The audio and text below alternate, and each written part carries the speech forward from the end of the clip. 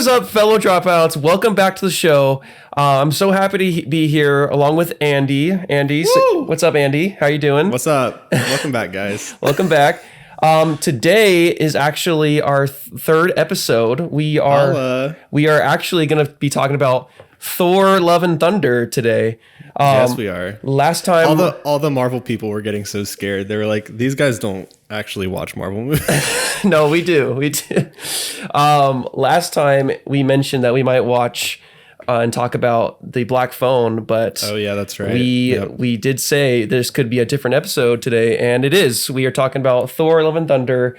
Yep. I'm so excited to talk about this film. I actually just watched it last night. Didn't you as well? You watched it in the morning? Or? Yeah, I watched it. Yesterday morning, afternoonish. Yeah, and I was so excited to watch this film. I actually was debating on whether I should watch the three first films in preparation to this film. But, I went ahead and did anyway. And yeah, me too. Yep, we both did. And not together, because we don't live near each other. But I'm really happy I did, because I feel like if you didn't, there's a lot of little details that you miss. And plus, I'm going to be honest with you, I've seen every single MCU movie except for The Dark World. I've never seen The Dark World. Oh, wow. So I went ahead and watched it, and I would say you weren't really missing much. It was all right. It was okay. But yeah, I'm so excited to start talking about this movie. Yeah, it's been a while. We're gonna try to do today's episode a little bit differently, and we're gonna try to break it up into segments. So if this does not work at all, we're so sorry. But hopefully it'll give some more structure, and also it'll allow us to talk about more interesting things than just what happened in the movie itself. So we're gonna try it. Let us know what you guys think. But before we get into it, I wanted to quickly shout out our latest followers. I think this would be a cool idea. So maybe every week we'll shout out the most recent 5 or something like that. That's great. So this week we had I'm so sorry guys if I mess up your usernames, but Knight Rider, I think Knight Rider 92. This is Charles Woodall Pike. He's a good friend of ours from Scottsdale. He followed us a couple days ago. Caitlin Horniman is a good friend of mine from my previous job in Phoenix. She followed us. Cup Full of Joe. This is Jocelyn Swender, also a good friend of mine. And then Mr. Vargas, 1987. Oh, is Raul Vargas. That is Raul. What's up, Raul? Yes. Thanks for joining. So that was only 4. Let me do one more. Sorry. Gerson Wright. I don't know how to say your last name, Gerson. I'm sorry. But he's also a friend of mine. So those are the 5 most recent followers that we've had on Instagram. So if you're listening to the podcast, be sure to follow us on Instagram. It's the FSD podcast is our handle. So yeah, man. Well, thank you guys for the support. We love you. We're so excited for the podcast and to watch it grow into experience this with you guys. So with that being said, episode 3 is a go. Thor: Love and Thunder. Thor: Love and Thunder. Yeah. So crazy. Let's talk about it. Yeah, let's talk about it. Let's jump right in. What a crazy movie. I'll just say that. Wild movie. I think this movie just should be titled Crazy. Like, it's just insane. And from the beginning to the end, like it just felt like a roller coaster ride. Yeah. So this is kind of, if you guys don't know, and you're just casual moviegoers, which obviously there's nothing wrong with, this movie is written and directed by Taika Waititi, who is kind of a big name in the film world as of the past couple of years. He's done a lot of cool films. Thor Ragnarok was one of his most recent ones. Mm-hmm. But this is kind of his style. Is he kind of, I don't know, he kind of has like this blown out of proportion, not realistic style, where it's almost like absurdist in a way. Yeah. Like everything's just like absurd in his films, including like the writing. And this is probably, honestly, one of the films that I think he's like leaned into that the most. Mm-hmm. Oh yeah, big time. So, but that's kind of his deal. So if you've seen Ragnarok, you kind of know a little bit what I'm talking about. But he's very much like that. Like everything's got a comedic relief. Everything's like very funny. It plays off of dialogue plays off of itself. Situationally, it's very funny. So when Cole says that it's crazy, that's kind of what he means. It's just like absurd. Yeah, it was just all over the place. It felt like Ragnarok times 2, like Ragnarok on steroids or something. Yeah. It's cool. I think I like it. I don't know. I have a hard time because I feel like it's almost too much for me at times. Mm-hmm. Like it's like right on the line, like where I want things to kind of like mellow out a little bit. It's just like still going in terms of like jokes and so.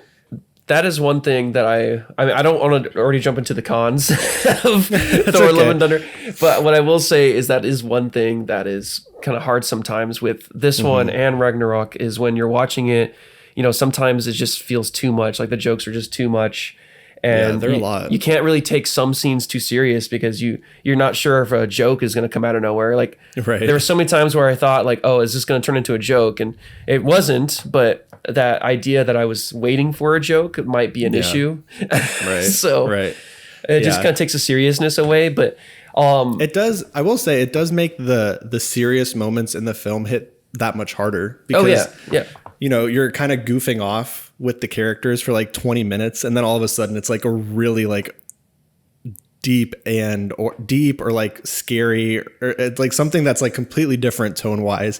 And you're just like, whoa. And it like kind of hits you a lot harder, but it's kind of, it's hard because you're kind of just like in this frame of mind that's like almost a kid's movie because of how like funny it is all the time. Oh my gosh. Yeah. But obviously like it's way more, it's better than a kid's film in almost every regard in terms of like writing and stuff like that. It's obviously like more mature, but the big thing too is all the jokes work. Like they're all funny. Like I found myself laughing at every single one.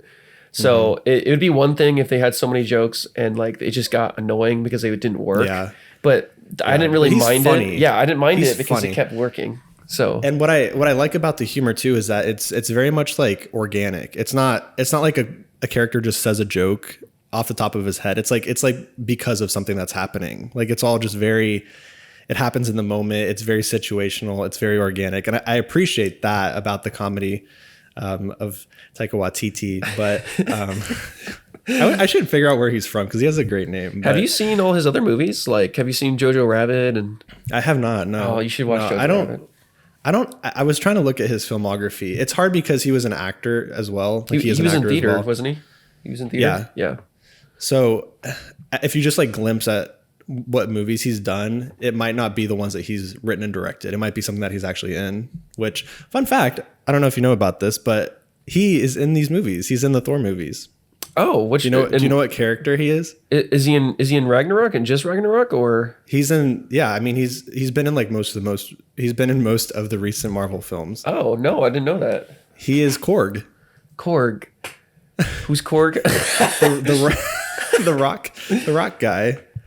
Oh, that's right. Oh my God. I remembered. I knew that too. Which I think is funny. And I think it works in this film because Korg is kind of like narrating the majority of the movie. It's kind of like a framed story in the sense that Korg is like sitting down. He's like, let me tell you the story of the Thor, space Viking. the space Viking. And he tells like multiple different stories throughout the film. But yeah, that's Taika Waititi. So he's playing Korg. I don't know if he's playing the person that's being mocap for the CGI character or not, but he's at least doing the voice. Yeah, that I didn't know that until last night actually, because after the movie I saw that and I was like, oh, I didn't even know that. That's really cool. But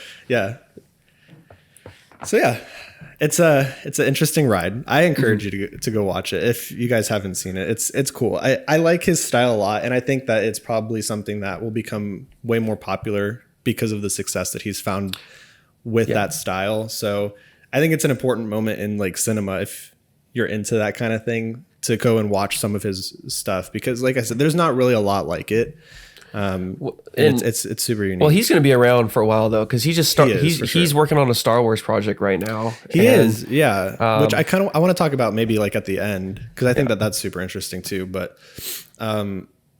so Thor 4. Thor 4. So there was Thor. Just a quick recap on Thor. There was his original movie, just Thor, right? Yeah. I don't think it was called anything. Yeah, it was just Thor. Then there was Thor: The Dark World. Dark World, And then Ragnarok, and then this one. and then Love and Thunder. So, So like I said, I just watched all three before this movie, and honestly, like I really liked the first one a lot. Like I think the first one is just a perfect superhero movie. Two was just kind of confusing. I didn't really. Yeah. I mean, it was okay. It wasn't bad, but it was also wasn't very good. It was just kind of confusing. And three, I really liked three, but so this is something I wanted to mention. If you just watch like Thor 1 through 4, Thor completely changes as a character. Like just the way he does. Just the way he acts and talks. But obviously, like that's explained in all the other MCU movies. He becomes a lot less serious. Yeah, and that's which I think is good. I think he starts off his original film as like this very like he's a god, and so he treats himself like a god, and he's very like when they ask him if he wants another cup of coffee, he's like, have another. And he like throws the mug on the ground, and then he turns into this like more and more likable person and this more relatable character because he just like starts treating himself like more of an average person, which I think is a really cool thing. But I think the issue is that like when you go from Dark World to Ragnarok, if you haven't seen any of those other movies, Thor's just completely different. And so that's true. That's very true. But I mean, Marvel has all those little problems because, you know, all the movies connect. So you can't just watch Thor 1 through 4 on their own. I mean, it's just kind of how it is. But there's a huge gap between the Dark World and Ragnarok. Yes, there is. And people, I was confused revisiting Thor's timeline because I was like confused about how Jane fits into all of it because she's like an important part of this movie. So we'll talk about the plot in a second. But I was trying to piece it all together, but there's a huge gap between Dark World and Ragnarok because one of the Avengers movies takes place like right in the middle. And it's Age of Ultron. And in that time, from Dark World to Ragnarok, Thor is living on Earth most of the time, like with Jane. So they're like in a committed relationship and he's living on Earth and he's a part of the Avengers. And so you go from Thor, god of thunder, living in Asgard, to like an average person on Earth. And so that's why he kind of has like this very human feel by the time you get to Ragnarok, is because it's been like, they dated for like 2 years or something. It was a while. And he was like on Earth and living like a human. So and that's the other thing too, is that when you watch the movies up until Love and Thunder, Jane is just completely like written out in Ragnarok, and she's like nowhere to be found. It's just like a throwaway line, right? And they break up. And so, that's something. She's just gone. That's something that I really liked about this one, is that they brought her back and they actually showed what happened. Which was really nice because when I was revisiting the movies, I didn't really like that she was just gone, because in the Dark World she was there, and the end credit scene is them like kissing, like Thor comes back to see her. So I was like, oh, she's just gone. Okay, that she's an important character. Like I liked her. Like that's just kind of annoying. And she's important to Thor. She's really. But I'm glad they brought her back. Movie. Yeah, I mean the entire first movie, just to like kind of lend testament to how important she is in, I don't know, the MCU.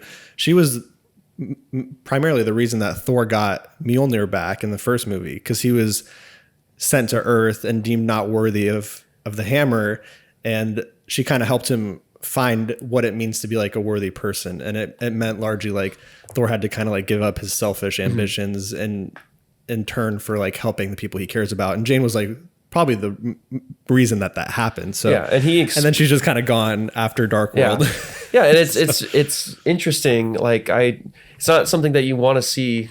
You want to see it taken care of at least. Like you just don't want it to be written out completely. Like it was an important character. But I think there's a reason why they did that. I think Natalie Portman had issues with Marvel. I can't remember, but I heard that's what happened. And then she got back into it, and obviously in the fourth one. But yeah, you made a good point. Like even Thor points that out in this movie. He's like, hey, you helped me realize what it means to be a god. He says that to her in this movie. So yeah, no, she's extremely important. So that's why I was so happy to see her back. And I mean, man, she is awesome in this movie. Like, so I just want to, we'll just set up the basic plot. Yeah. To kind of get on the same page. when Cole and I review and talk about movies, we don't talk about it at all before the podcast. So Yeah, it kind of helps me Yeah. get in the right frame of mind. But so basic premise is this is after Endgame with kind of nothing. Everyone's like gone and done their own thing now. And Thor kind of just like doesn't have anything left. And so he goes with the Guardians of the Galaxy to just like do space stuff. And so he's fighting all these intergalactic battles and not really sure of who he is and how he fits into the universe anymore. New Asgard is a thing because in Ragnarok, Asgard gets destroyed and the Asgardians just like live in like Norway. It's like on the coast of Norway, which is really funny. But so he's just kind of in this weird space. He kind of feels empty. And Jane has developed a very aggressive form of cancer. They say it's like stage 4. We don't know exactly like what kind of cancer it is, and she goes to New Asgard where Mjolnir is. Mjolnir is all destroyed from Ragnarok where they fought Hela. Hela like crushed it. So there's a lot of lore in this movie, but they do recap it really well. Like in the film. So you don't have to necessarily have watched all this to know it because they recap it. But so Mjolnir is broken. So she goes because she says that she felt like she heard Mjolnir calling to her. And so she goes and Mjolnir like chooses her. And so she becomes what in the comics is Mighty Thor, but it's like the woman version of Thor. Yeah. And so, and her and Thor meet again because of their new converging past and fighting this antagonist that we'll talk about, played by Christian Bale. That was really cool. Really interesting setup. Like I was super into it. And something that I appreciated about Taika Waititi's writing is that he just like doesn't waste any time. Like you're literally like in the plot within like the first couple minutes. Like there's not, and the setup that you have to like kind of go through is like part of the actual story. Like you don't feel like you're in all this exposition where you're just like sitting here re-going through all these past events. Like it's just happening in front of you. So I really, you're just thrown into it and it's like a really good setup. And so that's kind of the basic plot. Yeah, and before I talk about the plot and how I actually agree with you, like how I really like it as well, I just want to say to the audience real quick, Andy and I don't talk about any of the things we talk about on the podcast until right now. So I just wanted to say that, mention that, how like we thought it'd be a lot more interesting if we just start talking about it without any of us. Like we don't text or anything. Yeah, we don't say anything until now. So it's like kind of like a surprise reaction. Like if he didn't like something, it'd be interesting to see it on air, you know? So anyway, I just wanted to say that before I jump in. But so the plot, I agree with you. The plot is really interesting. Out of all the Thor movies, like this one was actually very interesting because the villain... Very interesting. Because out of the 3 movies, you know, you're dealing with all the gods and you see them all the time. But in this movie, it's all about, killing the gods. And I thought that was such an interesting new like plot, like premise, like, oh, who would have thought the gods would ever be in trouble or in danger? Like they're gods. Right. And that's what was so cool. And Christian Bale delivered that amazing performance as well. So good. Yeah. So Christian Bale's character I think his name is Gore. Gore. Yes. Gorr. Gore, the god butcher. God butcher. Yeah. And so his character is phenomenal, like super awesome. I don't know if he's like from Marvel Comics. I would imagine he has to be, but his character is great. He basically is like going through the desert. He's this like very low life person that is going through the desert. He has no water, no subsistence or anything like that. And he has a daughter and they're trying to find something to help them survive.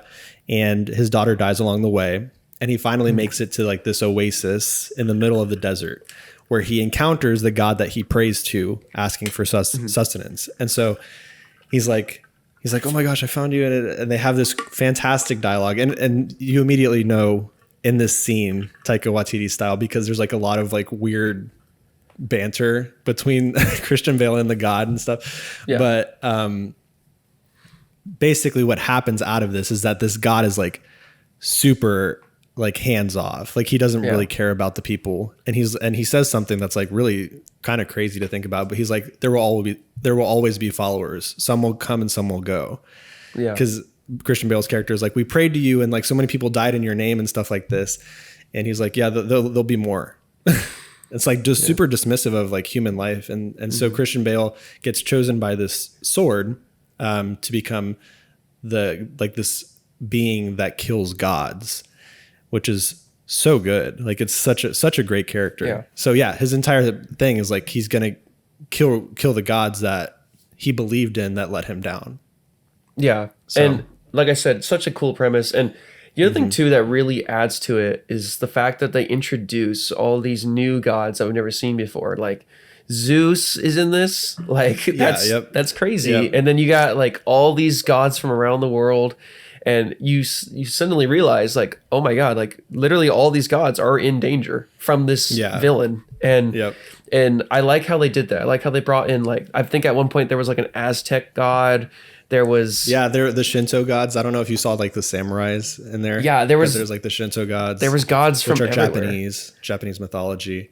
Which again so is really cool. Yeah. Really cool. I want to like have it on Disney Plus so I can go back through that scene and like freeze frame everything and like look for stuff, because I guarantee you there's stuff in there. Oh, there's so many gods in there. Yeah, and that's just such a cool idea. The planet, what was the planet's name is like Omnipotent City or something like that. Something like that. I don't know. Because it's like a play on Omnipotent Sea, which is like being all powerful. So it's, I don't know if you got that, but like Omnipotent Sea is like being all powerful, which is what a god is. Another fun little fact. So this is Omnipotent City. No, I didn't even get that. Really funny. But it's like this world where all the gods just hang out and have fun. And so Zeus is here. Yeah. Which is crazy. He's played by what's his name? Russell Crowe. Right? Is it? I'm pretty sure it's Russell Crowe. I think it's the guy that let me fact check myself, sorry. I'm pretty sure it's the guy that plays. Oh no, you know what? You're right. I think you're right. Yeah, you're probably right actually. I was thinking of Andy Serkis. That's not Andy Serkis. Oh, no, that's not Andy Serkis. Let me look. Yeah, Russell Crowe. Okay. Also, Luke. Oh my gosh! I just found that Luke Hemsworth is the kid, the actor. Yeah. The actor playing Thor in like the little I found that out yesterday too. That's super funny. And Matt Damon is Loki. Which is so funny. That's not new. That was in Ragnarok. Yeah, which I thought was really funny. Yeah, a great tie-in. It's so funny. Yeah. But speaking of the jokes, yeah, the freaking goats, man. The goats, yes, dude. Such a great. I thought at first when they came out, I thought they were gonna be super annoying because I'm like, oh my god. I thought they were annoying. I'm like, are we gonna hear this the entire movie? And it actually didn't bother me. It was just funny the entire way. Well, they're like giant too. So yeah. And like I'm pretty sure in the actual mythology of Thor, like when he rides around, he rides on goats. Like I'm pretty sure. Really? Yeah. In the actual mythology, because it is Viking mythology or something like that from Norway. Right. I think. Right. Yeah. So that was a cool little detail. It's Norse, wherever Norse mythology is from. Some Scandinavian country. Yeah. But yeah, the goats were hilarious. He gets given these like massive goats as like a thank you for helping defeat some world's enemy. Even though he destroyed it. Yeah, he destroyed their like entire like temple, but they gave him like giant like 10-foot goats. And they pull his little like Viking shipper. It's like a weird version of Santa Claus where he's got like these goats, but they're really funny. Yeah, the comedy was just so good in this movie. Like my favorite little bits that they had was with the hammer. I thought it was really funny when Thor was, kept wanting to talk to his like older hammer. Yeah. And then the other hammer was like, "Hey, what are you doing, buddy? Like, yeah, like you cheating on me?" So something that I appreciated is because I was like, why? How does she have the hammer? Like, this is ridiculous. But something that I really enjoyed that they actually played off from the first film, but they explained how Jane is able to wield the hammer and become Thor.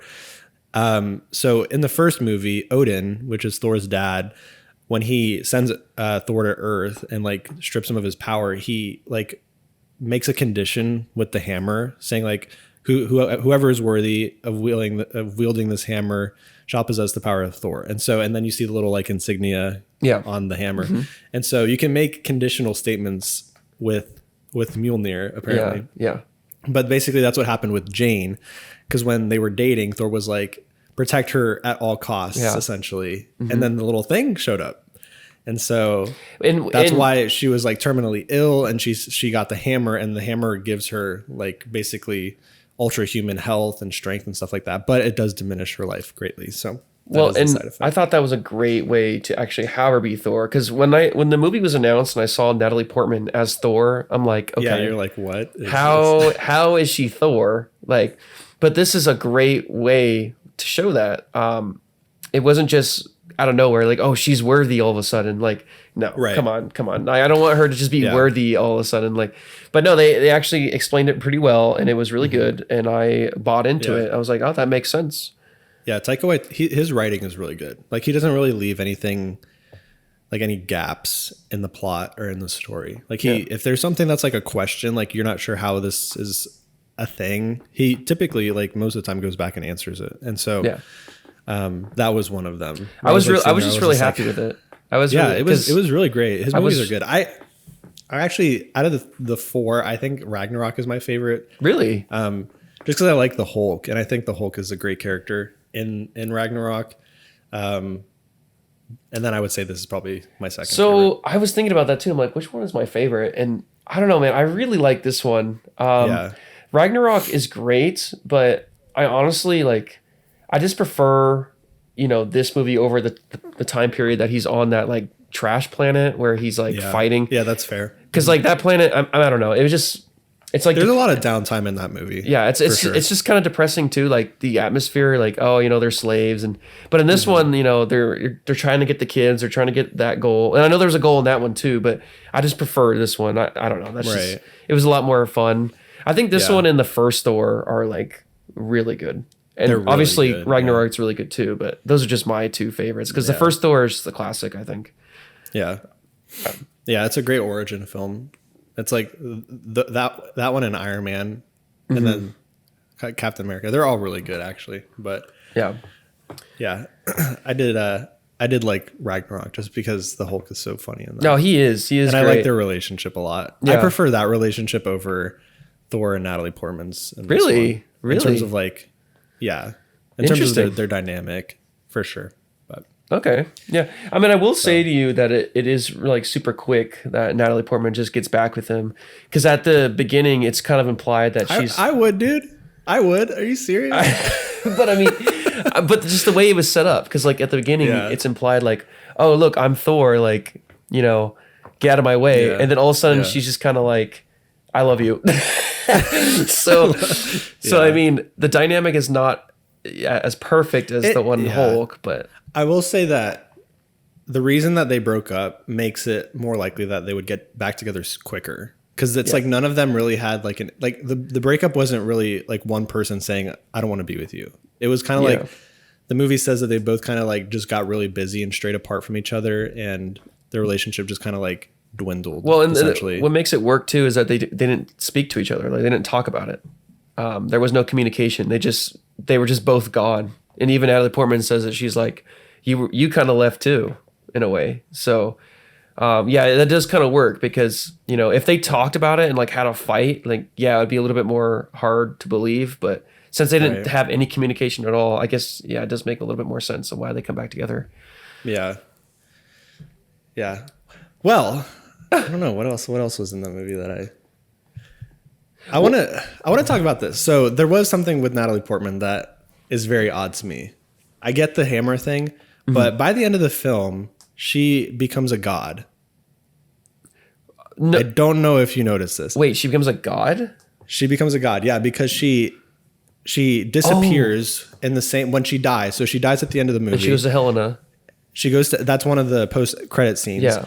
But even if you don't stay for that, she disappears the same way Odin did. Yeah. And so but then it confirms it in the post-credit scene that she goes to Valhalla. Helena. Valhalla. Van Halen. And we'll talk about the music in this movie too in a second. Yeah. So she goes, so it's I don't know. It presents it like she became a god throughout this process. Well, didn't they say she was a god? She was like the god of something, right? Like there's a statue of her and she's like Thor, the god, the goddess or something. I'm pretty sure they announced that she was a god too. So I don't know, man. I don't know how that's a thing. Plot hole confirmed. Plot hole confirmed. Let's go into theory time. We're going into a segment. So theory time. This is the one theory that I left the movie with. And I think it's an interesting one. If Jane became a god, is Captain America a god? No. Why? Because we didn't see him die. Well, so he went back into a timeline at the end of Endgame. Well, like he's an old man and he's living in his own timeline. But he returned all the. But he aged. Right, but he's not dead. We never saw him die. Well, so we don't know if he died the same way that the gods do with their little like sparkly glitter thing. So we don't know. Oh, that's we don't true. have that to confirm it. But it could be that he is. Well, so I think, are you referring because he was able to pick up Thor's hammer? Yeah. So I think it was just because he was like literally the most righteousness, the most all worthy, and able to pick up the hammer. Right. That's the impression I got. I didn't know if that actually meant he turned into a god. But Jane wasn't worthy. Jane wasn't even worthy. And that's why I'm like, that's where I'm like, is this a plot hole? So if she's a god, and I guess just because of the power that the hammer gave her, if she's a god, Captain America might be. So there could be some crazy movie that we get with him. The problem living back in the 50s where he's a god. The problem with that theory is that I'm pretty sure Chris Evans is like, nah, I'm done with Captain America. Yeah, he's on to Disney and Pixar now. Yeah, he's playing Lightyear. we should talk about that. I'm just kidding. Yeah. Oh my gosh. I have a so theory, yeah, though. I was thinking about that. I was like, man, I wonder if Jane is confirmed a god because of her wielding Mjolnir, and maybe there's something that I missed that someone will call me out on. But I don't know. And my understanding is that she wielded the hammer, and it made her a god, and so I think you might be onto something actually, because now that I think about it, there is a comic, I'm pretty sure, where Jane does die. She goes to Valhalla, and she becomes a Valkyrie. So I think you're actually right. That might be her next movie. She might become the Valkyrie, because we already seen the Valkyries obviously before in the movies. Yeah. I literally just forgot about that. Yeah. She goes to Valhalla, becomes a Valkyrie, but I don't know what that means though. Just because you're a Valkyrie, does that mean you come back, or are you fighting in Valhalla? I don't know. I don't know the rules. I don't know either. But you might be onto something with that. I'm pretty sure there is a comic. I'm just saying, because we never saw Captain America die, so we don't know how he died. But he might have disappeared in glitter like a god. Yeah. Well, I have a theory. Okay. And this is probably not too far from being, true, because it is pretty. I mean, it's pretty shown like right at you. So at the end credit scene, you see Hercules, which is really cool. Which, dude, have you seen Ted Lasso? Ted Lasso. Have you watched Ted Lasso? I've heard of it. I don't think I've seen it. Dude, okay, so this is like one of the main actors in Ted Lasso, and he plays this great character. You should watch it. I was so excited, dude. Okay, he's gonna be perfect. He's gonna be so perfect. Okay, so my theory is that because in the comics, Hercules and Thor fight all the time. Okay. I didn't even know that. But I think that in Thor 5, Hercules is going to fight Thor, but I think they're eventually going to team up, and they're going to fight someone else. I can't remember who. I'm trying to think of who they're going to fight, but I know that Thor and Hercules will end up together. That's my theory. But at first, they're going to fight, and that would be really sick to see two gods fighting. Yeah, Hercules. Well, now and it's Thor. interesting too, because so Christian Bale's character, his redemptive thing is like, anyway, they end up going to infinity, right? And he's able to make a wish because he's the first person to ever get to infinity. And so he's able to make a wish and it'll be granted, like whatever. And his wish was going to be to kill all the gods. but his redemptive arc was that he just brought his daughter back to life. So, and he dies. Christian Bale's character dies as well. And so now Thor has this little baby god girl. Yeah. Love. That's like, she has love. love. Yeah. Yeah. So, and she's like badass. She She's is. like, I love how he gives her Stormbreaker, which is like this, it's like as tall as her. And Yeah, he's I got love that Mjolnir he back. took his hammer back. That was really poetic. Like, Yeah. I always But liked she him has- with that hammer anyway. So Yeah. Yeah. A Stormbreaker is just like massive. It's like, I can't imagine that being an actual like good weapon. 'Cause it's like, it must be so hard. Dude. can we just But- talk about that? Speaking of like kids, because like it was really cool to see Love. Speaking of kids. It was really cool to see him become a dad. But I just want to say, Yeah. like, the ending fight scene where he gives all the power to the kids and they fight. That was so That cool. was epic. That was such an interesting new concept. I've never Yeah. seen something like that before. Like where all these Yeah, kids so, get power. dude, they just start can- fighting. Yeah. What this sets up is that he can like give his power to anyone Yeah. with the like condition of the hammer. And they like have the power of gods. So dude, I'm telling you, Captain America is God. Well, I mean, The God of America. Yeah, yeah, no, he's definitely pretty powerful now. Because after watching the first 3 movies, like Thor is pretty powerful now. Like he can do a lot of crap. Yeah.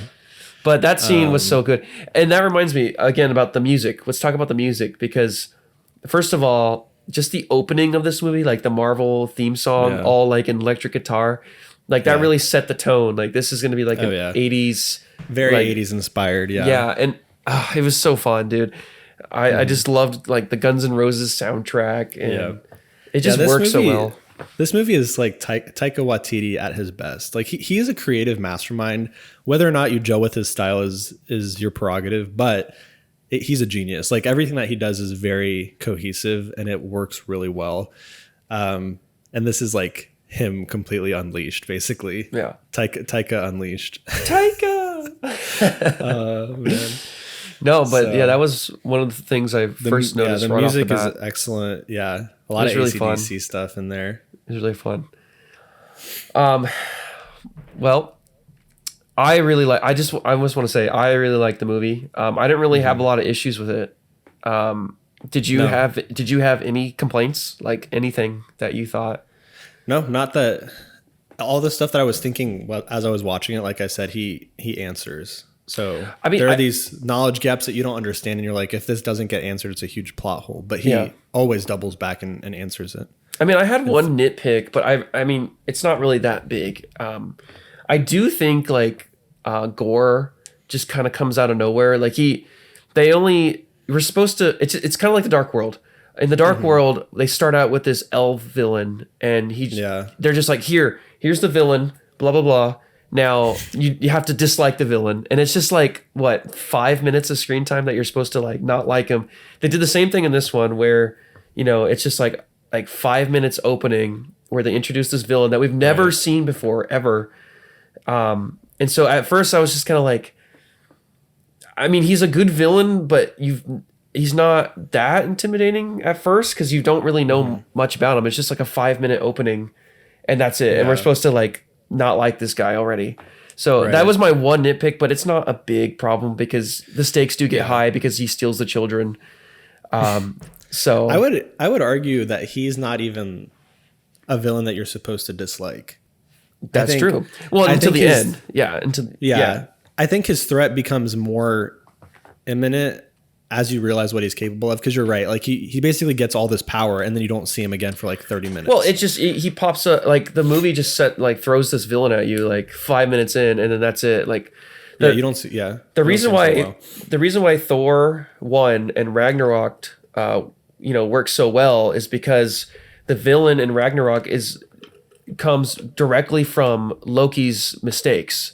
And you get some backstory, and she's a little bit more of a deeper villain. Like she has connection and a personal problem with Thor and Loki. Yeah. Whereas this one, they're just like, here's a new villain in the first 5 minutes of the film. Hate him, and that's what happened. In Thor 2. They're like, here's this villain, don't like him, done. All right, let's get on with the story. And in Thor 1, the same. They did it like in Ragnarok, where they have history, they have deeper and more connections with Thor and his father, and that's why you care a little bit more about this villain, and it means more. But that was just a little nitpick. What was the villain? Not the villain, but the monster at the beginning of Ragnarok that was like lava. Mm-hmm. That was just like the first 5 minutes, and then he came back at the very end. Yeah, but he wasn't a villain. He was like a obstacle in the first few scenes, but he wasn't the main villain of Ragnarok. Okay. But then they do okay. So but they use him. They use him to defeat the main villain in Ragnarok, but he's not actually the main villain in Ragnarok. I don't know. That's just it's not a big problem, but I do like it when instead of movies just like shoving this villain out of nowhere, there's a little bit more connection. I don't know, but it's not. I connected with him a lot, and I'll tell you why. So I think that giving him the daughter makes him immediately likable because. Yeah. The things that you associate with a father or a parent in general are like love, you take care of them, protection. Those are like very good inherent value, like characteristics. So he has those just in your understanding of what a parent has to do to raise their child effectively. And then he loses his daughter dies, and it's because of these gods. Yeah. And I think anyone can relate to the idea of like calling onto a higher power and not getting an answer back. That like whatever it is. Like I think most people have been in a situation in life where they're desperate and even if it's like on a whim, they just like cry out to something that they, whether it's the universe, whether it's a god of some sort, they just like ask for something and it never gets delivered. And so it's a very relatable reason to then become like, well, if you guys never help me and you could have, I'm just going to kill all of you. Yeah. Well, it's very extreme, like, but so it is what and so it's the reason why. Okay. So this one, I guess the concept of, just them bringing in a villain in the first 5 minutes and then because in the Marvel Cinematic Universe, there's so many stories and timelines going on at the same time. Yeah. And, it's nice when things, have a little bit more connection.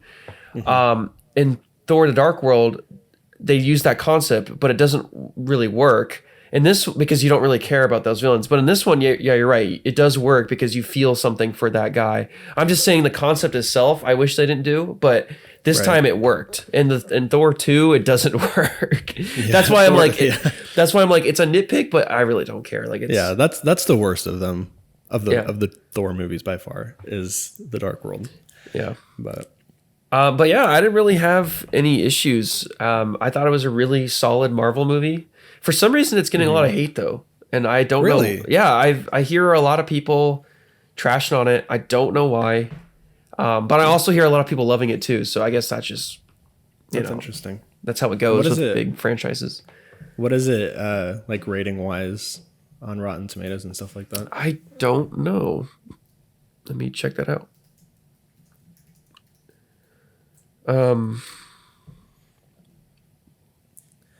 I just think.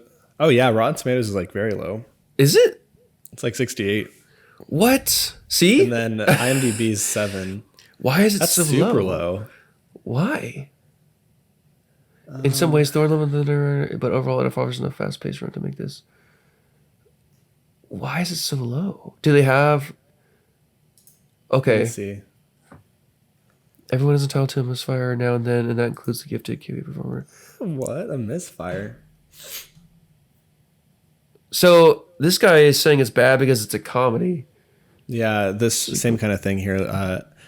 Excessive technicolor, silliness, tone swings, and a lack of plot make the experience exhausting. The spaceship pulled by goats. Technology has packed a lot into the latest edition of MCU. Unfortunately, it's not enough. What? It's not. Why is it not enough? I thought it was fine. Explain that. I thought the plot was actually fine. I don't know how you could say there's a lack of plot. The moments of variance. Okay. It was general aimlessness feels like less of a creative choice than a sign of creatives. I don't know, man. I don't agree with any of these. Yeah, I don't either. Like I said, I think Taika poses a very polarizing style that people are either going to like or they're not going to like. Because it is like his films don't take themselves seriously at all. And so it's kind of hard to invest in that. And that's what I was saying at the beginning. I was Right. saying like it's hard to take things seriously sometimes. That and like I was also saying like you don't know when a joke's gonna pop up. So when you're in a Exactly. serious scene, Yeah. especially when you have like the scenes with cancer, Yeah. when you have these Right. serious scenes, I'm just waiting for a joke to come out, and that's not necessarily a good thing. Like for Right. example, when Natalie Portman's on her like bed, and Thor punches the machine to get all the snacks out. Yeah. It's like you're supposed to laugh, and I mean, he Right. brings all this stuff to her on her bed where she's They made a dying. refrigerator without a door. Yeah, and it's like I don't know. There's a time and place, and I think that's kind of maybe that's why Yeah. people are not liking it. But I would imagine. I think that's probably the only critique you could have of his movies. Because other than, I mean, like technically in terms of like writing and story, they're actually like very good. yeah, so I don't know. The villain is good. The plot is good. The stakes Yeah. are there. The comedy's awesome. The acting is good. Special effects, the Yep. music, everything hits the right note. So I don't know why they would Yeah. rate it 68. A 68? Yeah. Like Yep. what? I think it's just I just don't think they gel with the concept. I think Taika specifically wanted to replicate like that 1980s like love story vibe, and I think he did it successfully. And it's hard to adapt that into a superhero movie. Well, But I think it translates, and so I think people probably have more of an issue conceptually with it than they do in the actual movie. So I I don't know. Maybe it's just like a That's what modern it is. day MCU movie, and like the old MCU fans are not really liking this new style. That guy does look very old, to be fair. Well, I mean, like I said, after watching the first three Thors, Thor 1 and 2 are extremely different.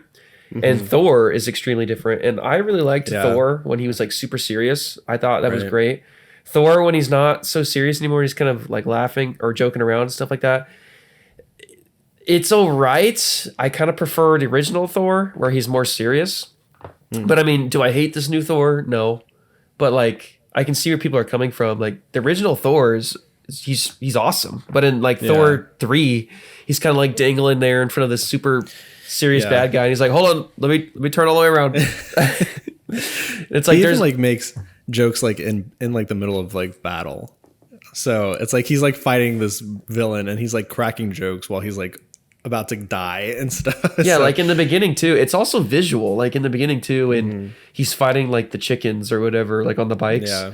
And he like does a split and takes them both Yeah. out. yeah. It's like I can see where people are coming from, I guess. Like it takes the seriousness away and it kind of just makes Thor look like a jokester, I guess. I don't For know. sure. Yeah. I think it works. I think it's fine. It's really just like a cup of tea kind of thing. I think I would say that too. It's like, do you prefer Thor more serious, or do you prefer him like kind of a fun, Right. This kind of Thor? Yeah. So Well, I have some fun facts. okay, So I might have actually said some of these, but fun fact number 1. okay. Thor: Love and Thunder is actually, I think, the first movie in Phase 4 of the MCU. Is it? I think so. No I think way, I read no. that. I think I read that somewhere. I thought Shang-Chi and Multiverse of Madness and there's Phase 4's been going on, has it not? Okay, well maybe this is in Phase 4. Marvel Phase 4. Hold on, let me just fact check that. I'm just kidding. I'm just Fact check it back. people. I think actually now that I'm thinking about it, it makes sense. Because the last of Phase 3 was Infinity War, right? Yeah. Phase 4 starts with Black Widow, Shang-Chi, Oh yeah, okay. Well, Eternals. disregard my fun fact. Maybe this is the game. Maybe you have to say whether it's true or false. Truth. True or false fun facts with Cole. Okay, here's number 2. True or false?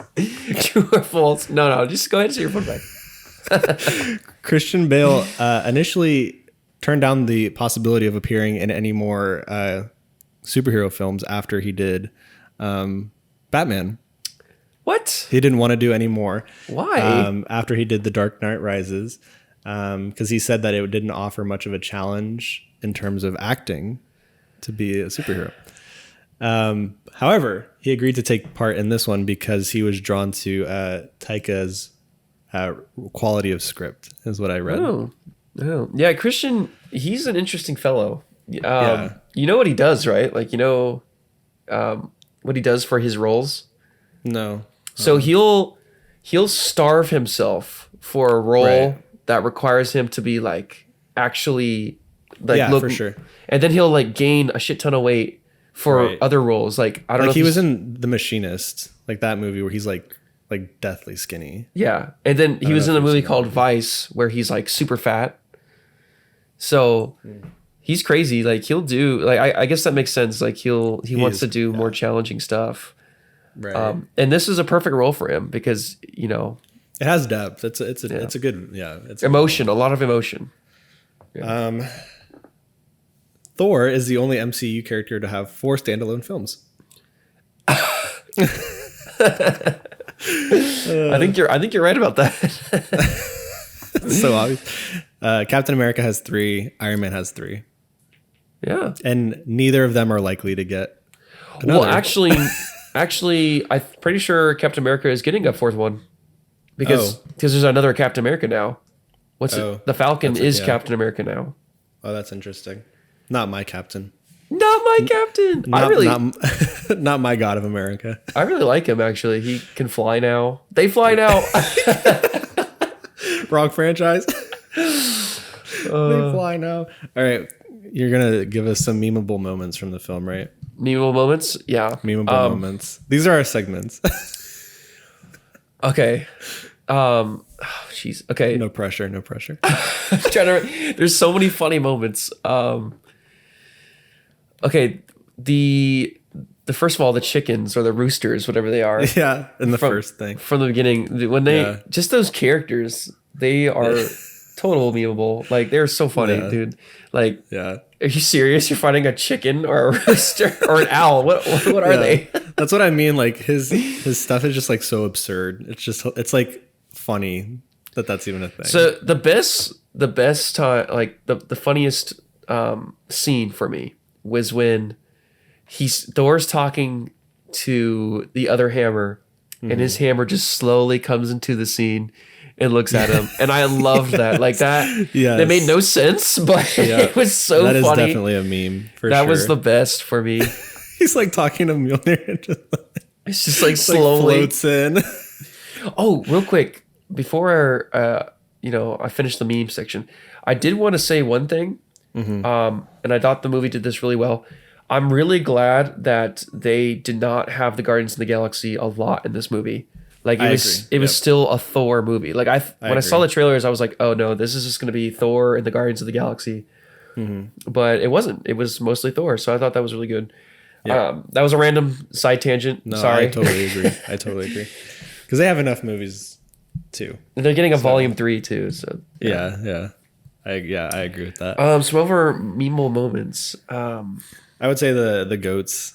Oh yeah, the goats. Obviously, yeah. Like whenever, what's funny too is any scene they're in, they yell. So like they yell, yeah. If it's a fight scene and it's pretty important, you just hear the screams, and you're just like, oh my god. Yeah. But yeah, those are some of the memeable moments. I think. Some of the jokes from the trailer, like the one where they strip them completely naked. Oh, right. I didn't really, that one was all right. I didn't really think it was that funny. But there's so many, dude. That was for all the ladies out there. I think. It really was. There's just so many freaking jokes. I can't think There's too many. Yeah. There's so many. Yeah. But memeable moments.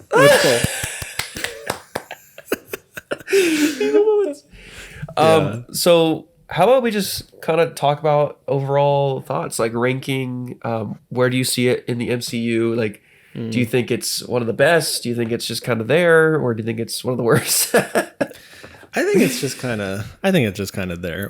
How are we doing on time, by the way? 55 minutes. That's what I'm trying to wrap it up. That's what sweet. I'm trying to. Okay. Yeah. I think it's kind of just there, very like middle of the ground. There's some like really great MCU movies that it's going to be really hard to top. Yeah. Like I don't know how any MCU movie tops Endgame. Well, and we'll get to that because I think there will be. You know what? Okay. Theory time part 2. Theory time. We're going back to theory time. Real quick, or just going back to theory time real quick. Yeah. So they are actually trying to build up this whole new event. Like in the past it was Thanos, and then after Endgame it stopped. They are trying to redo that, and the new villain, the new Thanos, is going to be Kane the Conqueror.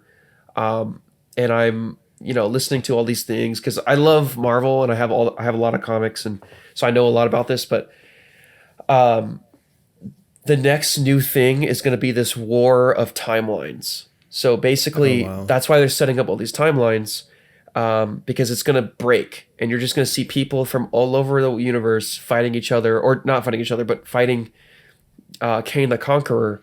That's going to be the next Endgame. So okay. I do think that there will be another movie to top Endgame. That is my theory. It's going to be a massive war of timelines. That's going to be crazy. All these timelines fighting each other, and then Kane being the main villain as well. So has he appeared in anything yet? Yeah, he has. He appeared in Loki, Okay. but it wasn't the main Kane the Conqueror villain. It was just a variant of him, and he died anyway. Spoilers. Sorry. Died anyway. So yeah. Anyway, Loki was not in this film, by the way. No, he wasn't. But Rip Loki was. Meme moment. We're going back to meme moments now. Oh my gosh. Yeah. What did you think of it? Where does it rank for you? I actually do think it's up there. Like I think it's like one of like top 10. I don't know about top 10, but close to top 10. I just don't want to like 11th. You just missed out. I just don't want to say it's like in the middle because I don't think it is. It's really fun, and I think it's has a good villain. It somehow manages to be super funny and at the same time be super serious. I would say so. Spider-Man Far From Home, I think, is like the same exact level as this. Yeah. I would agree. Like it, because I liked it. Like I liked Far From Home. Is it as good as the original? Is it as good as No Way Home? It's just kind of like, it's like a very middle of the ground, especially like within the franchise. Like it's, for me at least, it's like a very middle Thor movie. Like I said, I think Ragnarok is the best. I think Dark World is the worst, and so. Okay. Yeah. And that's why I'm like, I don't think it's one of the best. I just think it's. I think it's a little bit. I think it's above average. I think it's perfect above average. I would give it like a.